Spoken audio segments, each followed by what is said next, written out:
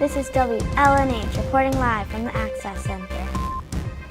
I am Matthew. And I am Allison. Today we have an interesting list of reports. First, we have Nathan with Tom Brady the GOAT. Next, Will with the government shutdown. Olivia with Michael Jackson. Taylor with wildfires. Lindsay with Misty Copeland. Allison with Laugh Up. Last, we have Matthew with the commemoration of World War I. First, we have Nathan with a report on Tom Brady. Pass it to you, Nate. Do you think Tom Brady's the GOAT? I have the facts why he's the GOAT. Greatest of all time. Tom Brady was born August 3rd, 1977 in San Mateo, California. Tom Brady has a wife named Gisele Bundchen and has 3 children. Tom Brady played college football for the University of Michigan. He also played college baseball. He was a catcher and could have played pro, but decided to play football and was drafted by the Patriots in the 6th round of the 2000 NFL Draft. Tom Brady was called the biggest steal for the Patriots. Tom Brady has the most Super Bowl wins as a quarterback. He has broken numerous records, including most regular season wins. He has 207 and most wins as an NFL starter. At 41, Tom Brady is the oldest quarterback to play in the NFL. So far in his career, Tom Brady has thrown for over 70,500 yards. Tom Brady threw for 466 yards in Super Bowl 51 when the Patriots had one of the best comebacks in Super Bowl history. Tom Brady has acquired 4 MVP awards, the most as an NFL player. That is sure love from one player. I think Tom Brady is the GOAT because of his amazing records and Super Bowl wins. They'll be really hard to beat. Back to you, Allison. Who knew that Tom Brady won so many Super Bowls? Thanks, Nate. Now we have Will with the government shutdown. Pass it to you, Will. Thanks, Matt. This year, the longest government shutdown in history took place on December 22, 2018 to January 25, 2019. During his campaign, President Donald Trump promised to build a wall on the border of Mexico to stop people from the caravan from immigrating into the United States illegally. However, Congress disagreed and refused to sign off on the budget for Trump. Congress said it would be ineffective and expensive. This shutdown cost the government $11 billion, according to the Budget Office. When the government shutdown started, it affected Americans and federal workers. President Trump still sends the essential workers to work, like the TSA, National Park workers, the Bureau of ATF, Alcohol, Tobacco, Firearms, and Explosives, also the Bureau of Prisons, FBI agents, the DEA agents, Drug Enforcement Agency, and the U.S. Marshals. If you are taking a flight, the lines for security will take much longer than before the shutdown. Many museums, national parks, and zoos were temporarily closed. Those that remained open were poorly maintained. Facilities were not cleaned and trash was not picked up. Trump's campaign promise for a wall on the border of Mexico completes his demand for $5.7 billion. This is to fund construction and materials for the wall. On February 15th, Trump declared a national emergency in order to get funding. Do you think Trump should build our wall? Wow, who knew the government shutdown was so long? Thanks, Will. Now we have Olivia with Michael Jackson. Thank you, Alice and Matt. Hello, my name is Olivia Clark. So let's talk about the creator of the moonwalk. You know it, Michael Jackson. This young star was a famous Motown singer when he was 6 years old. His father was very into music and had a guitar. One day his brother Tito snuck in his parents' guitar closet and took his father's guitar. Their mother knew but never told their father.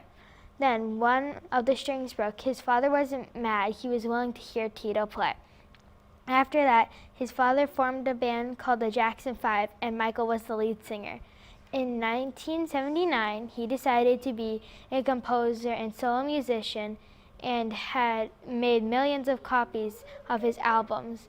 2 of his most famous songs are Thriller and Billie Jean. He won 8 Grammy Awards for best-selling albums in history.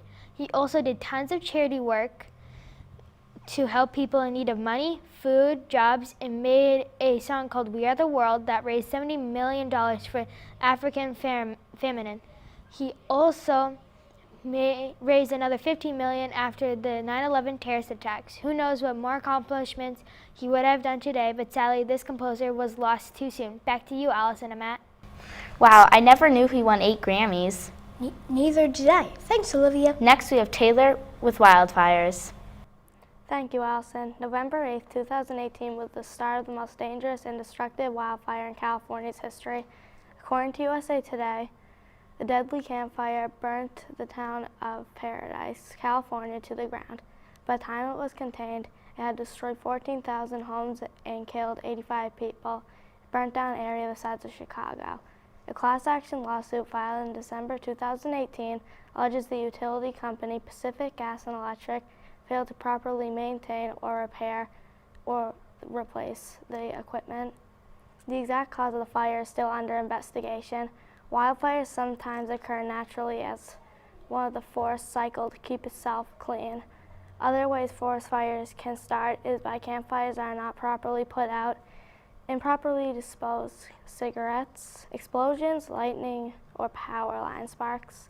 Lack of rain and windy conditions made the fire continue on to be the most costly and destructive fire in California's history. In an ironic twist, after the fire ended, however, it rained for 3 days straight. Isn't it horrible how wildfires started and destroyed towns and lives? Now that's over, less people are dying. Back to you, Allison and Matt. I never knew wildfires were so big. Thanks, Taylor. Now we have Lindsay with Misty Copeland. Thanks, Allison. Did you know that Misty Copeland was the first female African-American principal dancer at ABT, or American Ballet Theater? Misty Copeland was born in Kansas City, Missouri. She was raised in San Pedro, California. She had nothing to do, so she went to the Boys and Girls Club, and her counselor told her she should try dance. She started dance at the Boys and Girls Club in San Pedro, California. She began studying ballet at the age of 13. Misty studied ballet at the Lurston Ballet Center. In 2014, President Obama appointed her to the President Council on Fitness, Sports, and Nutrition. According to Google, she won first place in the Music Center Spotlight Awards. Misty joined ABT's studio company in September 2000. Misty was appointed a principal dancer in August 2015. Misty was selected as Time Magazine's most influential individual for the year 2015. People told her that she was African American, and so she couldn't dance. She kept trying and she didn't give up. She was a ballerina in the movie Nutcracker in the Four Realms. She was a model for Under Armour for their I Will What I Want promotion. She wrote her best-selling autobiography, Life in Motion, Ballerina Body, and children's book Firebird. In 2014, I had the opportunity to dance with Misty Copeland for the New England Dance Ensemble. Back to you, Allison. Wow, I never knew Misty Copeland was the first African-American dancer at ABT. Neither did I. Thanks, Lindsay. Now we have Allison with Laugh Up. Hey, Bada Bada Swing. There are two groups of girls playing softball in Londonderry. The two groups are recreational teams and travel teams who are required to play rec in the spring and travel in the summer. The girls play at Londonderry Athletic Field Association, known as LAFA, located on Sargent Road. The girls practice and play on 57 acres of softball and baseball fields. There are 7 softball fields at LAFA. They are called McGinnis, Forest, Tim Brown, Rookie, Nelson, Abbott, and Farm Field. There are multiple leagues for girls rec. There is the Farm League for 8 and under, then the Double A Division for ages 9 through 10. The final league is the Senior American Division for ages 13 through 17. There are many travel teams under the headlines of Londonderry Lightning. The age divisions are 8U, 10U, and 12U.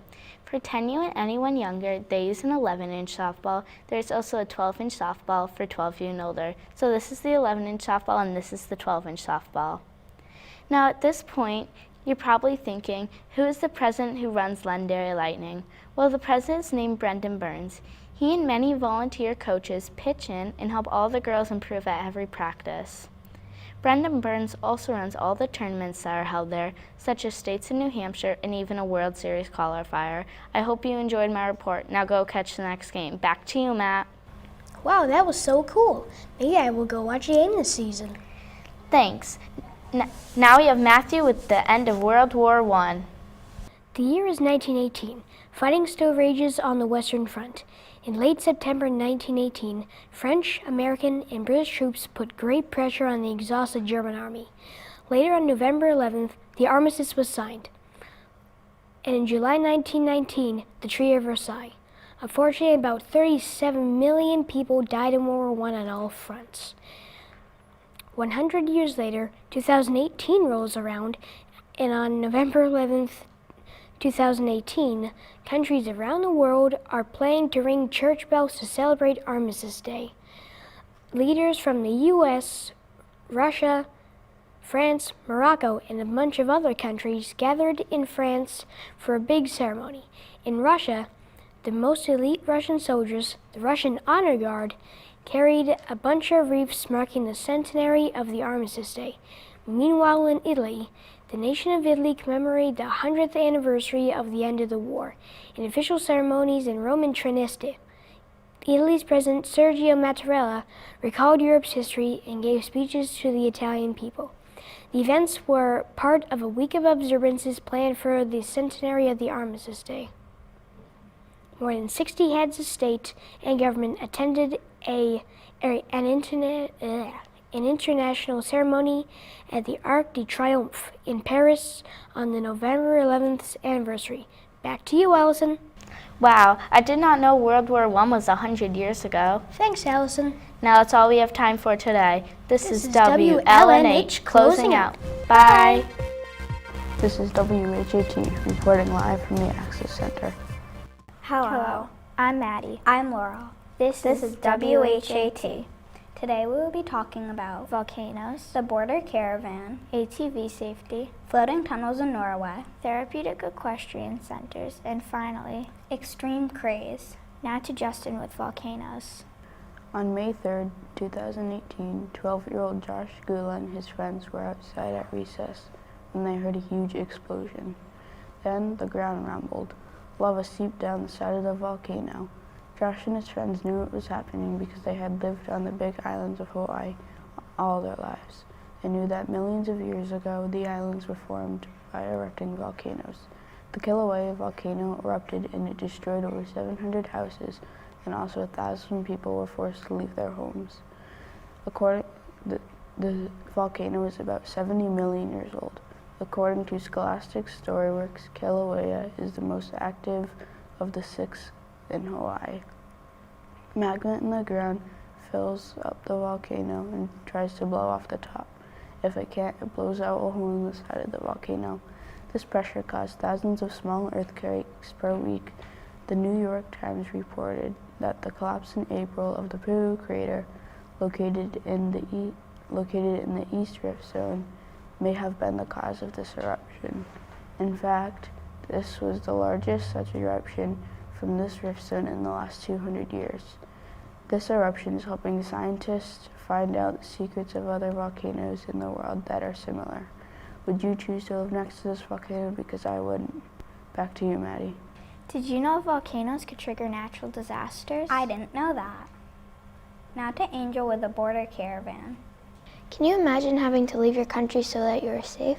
According to the United Nations, there are more than 65 million refugees that are leaving their homeland because of war, hunger, torture, or natural disaster. When they make it to another country, they are forced into camps and again struggle to survive. These countries do not have the food and resources necessary to help these people. In the last few years, the number of illegal families asking for asylum in the U.S. has increased in 2 years span to the number of families and children seeking refuge has increased by 136%.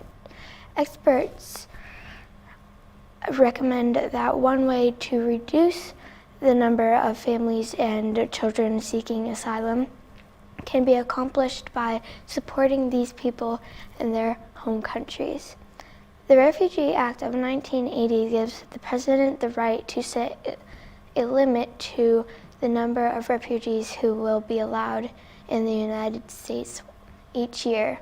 Since 1980, that number has been between 230,000 to 85,000 refugees each year. President Trump has set that number to 45,000 in the year of 2017, and now in 2019 wants to lower the number of refugees entering the United States to 30,000. My question is, what will happen to all those refugees? Back to you, Laurel. I didn't know kids were separated from their parents. That's super sad. Now to CJ with ATV safety. Hello, my name is CJ and I'll be talking about ATV safety. ATV riding is a fun activity that the family can enjoy together. ATVs were first developed in Japan for farmers to bring their crop supplies through rough areas. According to StreetDirectory.com, all-terrain vehicles and dirt bikes were introduced in the United States by Honda in the 1960s. Although these are great recreational vehicles, they have also become popular with fire, police, and fish and game department to help them do their jobs. ATVs can also be dangerous if safety measures aren't followed. A study by the U.S. Consumer Product Safety Commission report that 4 out of 10 people involved in the ATV accidents are kids under the age of 16. A rider safety course is offered by the Fish and Game Department for kids 12 years and over. Safety gear includes a good dot helmet, goggles, gloves, boots, and chest protector for safe riding. It is important to follow all safe rules on the trail and ride when it is after sunrise before sunset so that you can see all hazards on the route. So if you thirst for adventure and love the outdoors, then ATV riding may be in your future. Back to you, Maddie. Wow, you really need all that protection? Yeah, you have to be protected to stay safe. Now to Giselle with Norway's floating tunnels. Thanks, Laurel. Did you know that you'll soon be able to drive underwater? Right now, it takes 21 hours to drive the scenic highway from Kristiansand to Trondheim on Norway's west coast. It takes this long because drivers have to drive through mountains and stop at 7 fjords. Drivers have to wait for ferries to get across. Building tunnels and bridges will cut the driving time in half. Norway has already built 1,170 tunnels. 37 of them are underwater. One part of this project will set a world record for a rock tunnel drilled under the seabed of a fjord. Another will be a submerged concrete tunnel connected with cables to the seabed with pontoons floating on top. There are several reasons why they are building this tunnel. First, it will be easier for trucks that are delivering food or other goods to get from one place to another. Also, these tunnels are expected to increase tourism. I know, I can't wait to check it out. Back to you, Laurel. The floating tunnel sounds very fun to ride through. Yeah, I think it would be fun too. Now to Maddie with equestrian therapy. Did you know that horses can change lives? Hello, my name is Maddie, and I was lucky enough to speak with Karen Kirsting, the Executive Director of Upreach Equestrian Center, located in Goffstown, New Hampshire.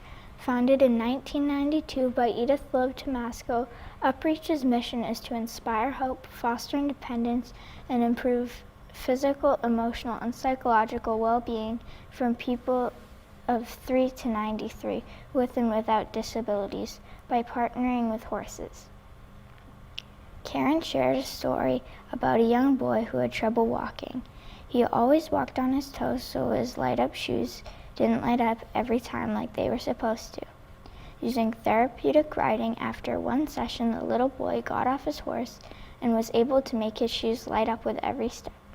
According to their website, Upreach Therapeutic Equestrian Center offers many different types of therapy, such as hippotherapy. Hippo is the Greek word for horse. Hippotherapy is a mounted therapy, meaning it's done on the horse, utilizing the movement of the horse with a physical therapist, occupational therapist, or speech therapist, with the goal to improve muscle tone, strength, posture, and control. They also offer therapeutic riding, which is a mounted horse-assisted program where people improve cognitive, emotional, social, and behavioral abilities by learning equestrian riding skills. Finally, equine facilitated mental health, which is an unmounted experimental form of psychotherapy using horses to identify and respond to emotional and physical changes in humans. Still don't know how horses can change lives? Well, this one really touched me. Karen shared a story about a 5-year-old girl who was diagnosed with autism. She was nonverbal and used flashcards to communicate. She also used flashcards to communicate with the horses. Then one day she was on the horse and pointed to her mother. Then she said, "Mama." Her mother bursted into tears because it was the first time in her life she heard her daughter say her name. Now do you know how horses can change lives? If you want to learn more or how to help, go to their website, www.upreach.org. Thanks for tuning in. Back to you. It is so cool. The part where his shoes lit up was really nice. Now to Laurel with Extreme Craze. Hello, I'm Laurel, and my local news segment is about Extreme Craze located in Londonderry, New Hampshire. Extreme Craze is an air park, laser tag, and an arcade. There are 3 locations in New England, with the newest one right here in Londonderry. It is located in the former TJ Maxx on Orchard View Drive. Extreme Craze was built to fill a void in the Londonderry area. The new exciting Extreme Craze is the first air park of its kind. Adults and kids can both have a lot of fun there because it is for people of all ages. Greg Hughes, the owner of Extreme Craze, has owned his 3 Extreme Craze locations for 11 years. The other 2 locations are in Massachusetts. The 25,000 square foot area has many epic features. For laser tag, you get to the 2nd floor by taking a ramp up. I thought it was cool that it was a ramp because it's handicap accessible. The cafe offered a great menu with a variety of products such as adult drinks, sodas, slushies, and pizza. I really like the area in the air park where you can launch somebody. It has high-tech laser tag, which I personally liked a lot. The 2-story arena really brought the fun to laser tag. I think Extreme Craze will really fill the void in Londonderry. It will finally bring a fun family area to play. My visit was super fun. There wasn't many people and there were many things to do. We couldn't wait to do them all. I think Extreme Craze will be a very big hit in Londonderry with all the fun things to do there. My friend Giselle and I had an epic time in the air park, especially the American Ninja Warrior Challenge part. We slid, ran, and jumped. Greg said even the most athletic employees can't make it through. After that, we went to laser tag. We were so excited at the end because our team won by a lot. I want to give a special thanks for Greg for letting me inside this awesome place before they opened. Back to you. That sounds super fun. I want to go there myself. Thanks for tuning in. Again, this is WHAT.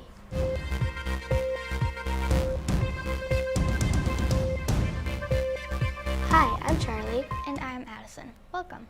Today we are going to be showing you some cool stories and facts about 6 different topics. First, we have Maddie with how we affect sea life and how we can change it. Audrina with Paula Creamer. Gino with the Great Ghost and Hurricane. Raymond with mental health. Charlie with International Women's Day. And Addison with the musquash and the endangered cottontail rabbit. All right, Maddie, you're up. Did you know that approximately 1.4 billion pounds of trash end up in the ocean? Only people who are causing pollution, but it's also our weather such as hurricanes and earthquakes. When an earthquake or hurricane happens, it takes all the trash and debris and puts it into the ocean. Each year, 1.2 trillion gallons, 1.2 trillion gallons of untreated sewage, stormwater, and industrial waste are dumped into the seas and lakes of the United States. In 1975, the National Academy of Science estimated that cargo ships and cruise liners dumped 14 billion pounds of trash into the ocean. That's just sad. The survival of sea life, killing over 1 million sea mammals. The garbage affects the chemistry of water, changing their population and diet. Over 2,000 species of sea life are currently on the ESA sector, which is threatened and endangered species. Whales, seals, and turtles mistake plastic bags as food and ingest them. Habitats are endangered with boats, fishing, and pollution. Over 300,000 dolphins die each year. Here are 4 ways we can change sea life. Remember the trash we so-called throwaway doesn't disappear. Next, use reusable bags. Also, never litter on land, on the beach, or while boating. Finally, recycling will prevent 85 million tons of materials from being disposed. We are the only ones who can change pollution. Not for us, not for only for sea life, but for us. Back to you, Addison. That's interesting. I didn't know that over 1 million sea animals die from pollution each year. Yeah, that is pretty interesting, but sad at the same time. Maybe sometime I can pick up trash on the beach. Yeah, me too. That way we can prevent animals from eating it. All right, next we have Audrina with Paula Creamer and her life story. Thanks, Charlie. Hi, my name is Audrina. I'm going to tell you about a professional golfer, Paula Creamer, who placed second in the women's rankings. When she was younger, her house was connected to a golf course. She started golf at only 10 years old. She first started competing in 1997. She also was an only child and had no siblings. Her dad, Paul, was an airline pilot, and her mom, Karen, stayed at home. She was 11 when she had her first competition. She turned professional in 2004. She always wears pink, so they call her the Pink Panther. She has pink clothes, and she even used a pink golf ball once in a tournament. Today, she lives in Whittier, Florida, and is married to Derek Heff. As a professional, she won 12 tournaments, 10 LPGA Tour events, second in women's golf rankings, first in Ladies Professional Golf Association, and 2010 U.S. Women's Open champion. She also was third in Women's British Open. Paula has had to deal with several injuries. She hurt her left thumb in golf in 2010 to 2011 and had surgery on it. She also hurt her wrist and had surgery on it 2017 to 2018. She made adjustments on golf clubs because of her last wrist surgery. Paula Creamer is an amazing golfer, and we hope for the best now that her surgeries have healed. Back to you, Addison. Wow, Paula Creamer has a really interesting life. She is pretty amazing, and I can't believe she won 12 tournaments. She practiced and practiced until she was finally an expert at golf. It's always good to persevere like that. Next up, Gino. Swish swoosh, here comes a great Galveston hurricane. This hurricane hit on September 8, 1900, and to this day remains the deadliest hurricane in U.S. history. It was a Category 4 hurricane, which formed in Galveston, Texas. High winds reaching 135 miles per hour, and storm surge damaged and destroyed a large part of Galveston. The storm killed 8,000 to 12,000 people, and at least 10,000 others were left homeless. That is a lot of people. A large part of Galveston was reduced to rubble. It destroyed houses and buildings, and it caused $3.5 million in damage. There were 6-foot waves coming down Broadway Avenue, taller than some humans. Many residents died when this happened. According to History.com, the weather bureau blocked info from Cuba and said all warnings must come through Washington. The hurricane was a wake-up call that the weather bureau needed to have better communication channels if it wanted to keep people safe. A problem which they still would have faced is the logistical challenge of evacuating large metropolitan areas in a short amount of time.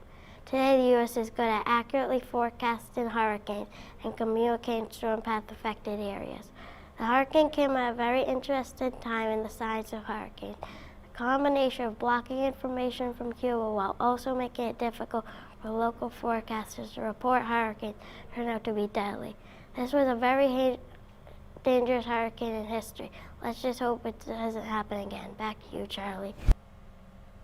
Wow, I can't believe that the Great Galveston Hurricane is the deadliest hurricane in U.S. history. Yes, and I can't believe it did so much damage. Now, Raymond, you're up. According to Mental Health America, an estimated 54 million Americans suffer from some form of mental health disorder each year. A mental health disorder is a disease that affects people's ability to handle the demands of ordinary life. There are over 200 different types of mental illness, including anxiety, depression, bipolar disorder, schizophrenia, and dementia. Mental illness is caused by a variety of things, including brain injury, chemical imbalances, and stress. How can we handle mentally ill people better? People with mental illness need support and medical attention. People who are mentally ill have a better chance of encountering the police than getting medical help. According to Mental Health America, 64% of inmates in jail have a mental illness. 1.2 million inmates that are mentally ill live in prison a year. Arkansas, Mississippi, and Alabama have the lowest mental health care and the highest imprisonment rate. On May 23, 2016, a new approach to mental health called Change Direction New Hampshire was established. This was the first statewide effort in the nation and was supported by First Lady Michelle Obama, along with former state Supreme Court Justice John Bardrick. Change Direction wants to encourage everyone to be comfortable talking about mental illness and encourage people to seek help. Don't keep quiet about mental issues. For more information, go to www.changedirection.org/nh. Back to you, Addison. I feel bad for those people who suffer from mental illness. I know. I feel sorry too. It's a good thing that First Lady Michelle Obama is helping with it. Well, now it's your turn, Addison. There are many endangered animals in this world, and one of them is right here in Londonderry, New Hampshire. It's the cottontail rabbit. The cottontail rabbit is a rabbit that lives in the musquash and is endangered. If you did not already know, the musquash is a great conservation area that has trails for you, your family, and even your friends. You can walk on the trails, snowshoe, ski, and bike. There is also a musquash field day in February, and you get to try out new trails and play games. Sounds like fun. We should keep the musquash for the people and the endangered animals in it. The musquash has been around for a long time. In fact, it has been around for 40 years. That is pretty amazing. I'm sure you are wondering how the musquash is helping the endangered cottontail rabbit. About 60 acres of the musquash are being managed by New Hampshire Fish and Game, who are making a habitat for the cottontail rabbit. They're making the area a shrubland habitat for about 1,000 rabbits. Some people take time and pick up trash near the musquash to prevent animals from eating it. If they eat it, they might get sick or die. Maybe someday you could go to the musquash and help clean up trash too. Have you ever wondered where the word musquash came from? It came from the word muskrat. A muskrat is a North American rodent. The musquash is made up of 1,000 acres of land and over 20 trails. Some people can just walk to the musquash from their house if they live close to it. If you have never been to the musquash before, I would really recommend it. We need to save the cottontail rabbit and make them a good home in the musquash. Let's save the cottontail rabbit. Back to you, Charlie. It's sad that these cute animals are losing their habitat. Well, it's a good thing that we are building a new habitat in the musquash. Sometime I want to go to the musquash. I'm sure my family would love it. Yeah, I'm sure my family would love it too. Finally, it is your turn, Charlie. Thanks, Addison. International Women's Day, here we come. Did you know that in the 18 and 1900s, women weren't as fortunate as we are now? According to NBC News, in the early 1900s, women were beginning to protest against gender inequality and marching for equal rights. Men had land, voting abilities, higher work pay, and rights in family law, and women had none of this. Eventually, protests started, and we got our rights back, including the right to vote in 1920. In 1909, Teresa Malkiel, a woman activist, created Women's Day, which a few years later became known as International Women's Day. This day started off in New York, but Russia made it an international holiday. In 1914, the United Nations declared that International Women's Day would be officially observed of all its member countries in 1975. Today, women are still fighting for equal work pay and representation in government.